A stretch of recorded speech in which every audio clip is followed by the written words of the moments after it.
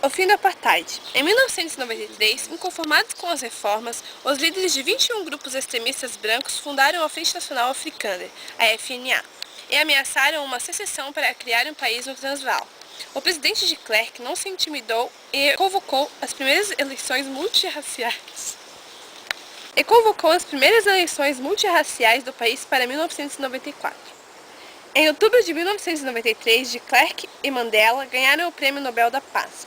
Em abril de 1994, Nelson Mandela foi eleito presidente pelo CNA.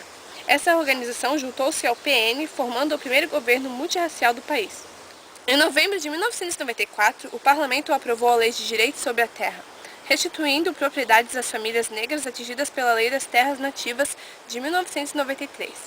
Em 1995, a Comissão de Reconciliação e Verdade, CRV, foi criada para investigar, esclarecer, julgar e anistiar crimes contra os direitos humanos praticados durante a vigência do apartheid. A CRV foi presidida pelo arcebispo anglicano Desmond Tutu, agraciado em 1984 com o Prêmio Nobel da Paz. Entre 1995 e 1997, a comissão recebeu cerca de 8.000 confissões de crimes contra os direitos humanos. Em julho de 1996, todos os ministros do PN foram substituídos por simpatizantes do CNA, uma vez que o partido do ex-presidente de Klerk discordou de alguns pontos na nova Constituição e se retirou do governo. Em novembro, Winnie Mandela, a ex-mulher do presidente em exercício, depôs perante a CRV. Ela e seu grupo de guarda-costas foram acusados de violação dos direitos humanos e de pelo menos 6 assassinatos entre 1988 e 1992. Em dezembro, Nelson Mandela renunciou à liderança do CNA, sendo substituído por Thabo Mbeki. Mandela anunciou que não seria candidato à reeleição em 1999. No mesmo ano, Thabo Mbeki foi eleito presidente da África do Sul. Os atentados de 11 de setembro de 2001. Estados Unidos sob ataque. Essa foi a manchete em toda a imprensa norte-americana no dia 11 de setembro de 2001. Logo após as torres gêmeas do complexo World Trade Center, em Nova York, serem atacadas por aviões comerciais da American Airlines e United Airlines. Mas a ousadia não pararia aí. Concomitantemente ao atentado às torres gêmeas, um terceiro avião chocou-se contra o Pentágono, em Washington, cerca de 3 quilômetros da Casa Branca, e um quarto avião caiu perto da cidade de Pittsburgh, no estado da Pensilvânia. Graças à transmissão ao vivo pela televisão, o mundo pôde ver o país mais poderoso do planeta ser atacado. Mas por quem e por quê? A resposta do governo Bush foi imediata. Osama Bin Laden, terrorista representante do fundamentalismo saudita, era suspeito de ter arquitetado os atentados em Nova York e Washington. O trabalho de resgate às vítimas, civis, bombeiros e policiais foi intenso e mobilizou as comunidades atingidas. Oficialmente, 3.016 pessoas morreram em um dos dias mais trágicos da história da sociedade norte-americana.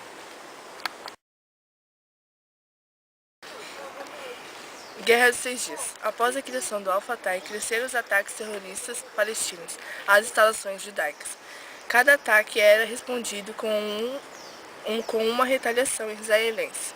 A tensão atingiu níveis críticos em 1966, quando a Síria passou a dar apoio aos guerrilheiros. Em abril de 1967, a Força Aérea Israelense atacou a Jordânia.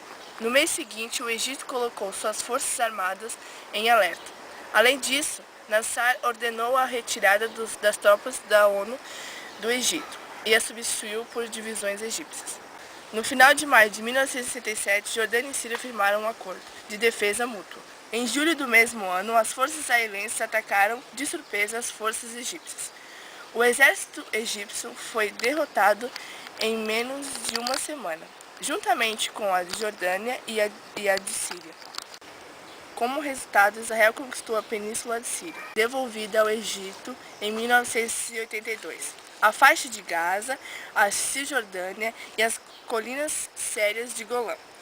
O cessar-fogo decretado pela ONU foi atendido, mas Israel não retirou suas tropas dos territórios ocupados. Índia versus Paquistão. A guerra pela Caxemira. A disputa pela região de Caxemira entre Índia e Paquistão veio ocorrendo desde a independência do subcontinente indiano do domínio britânico, em 1947, ano em que os dois países foram criados. Com a divisão da região, centenas de principados semi-autônomos tiveram de optar pela integração a uma das nações. Enquanto o Paquistão se formou a partir de uma maioria muçulmana, a Índia permaneceu dominada pelos hindus. A área correspondente ao estado indiano de Jammu e Caxemira era dominada politicamente por um marajá hindu que resolveu incorporá-la à Índia no final da década de 1940. Assim, entre 1947 e 1948, ocorreram os primeiros conflitos que envolveram toda a Caxemira. O resultado foi a divisão, liderada pela ONU em 1949, de uma parte da Caxemira para a Índia, Jammu e Caxemira, e outra parte para o Paquistão, Azad Caxemira.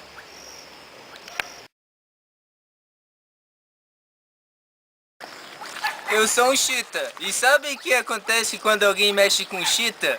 Ninguém mexe com chita, mas ela mexeu com chita. Então, eu vou passar isso nela. Não mexa com chita.